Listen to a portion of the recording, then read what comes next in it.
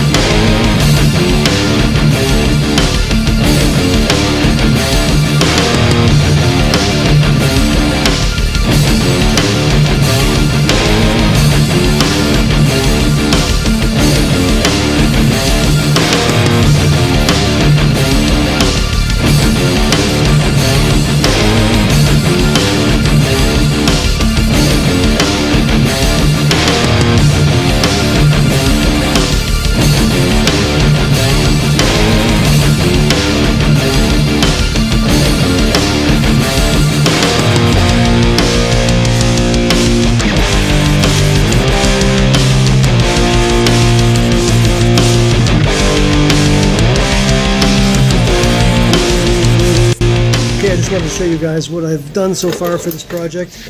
I have to call it quits though. We're leaving town for a few weeks. So I just wanted to make a couple pieces. I did make this whole entire section here. You can see the base of it is pretty rotted. I made the whole entire thing. I'm not going to be using it. I will be cutting it down. I don't need this whole thing. And there's still plenty of strong metal up top here. But the piece will slip over, and it does fit. Of course, once that leprosy is not there on the bottom, it'll fit even better. But as you can see, the piece is on there. I do have to trim this section off here to make it even with the inner wheel well lip that's there.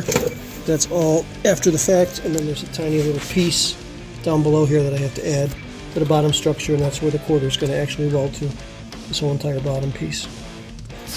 So when I get back, I will be posting the whole video of the whole operation. The passenger side is in a lot worse shape. I'm going to have to make a replacement piece which will require a bit more material as the rot reaches further up the wheel well. Stay tuned for the next video and much more progress to come.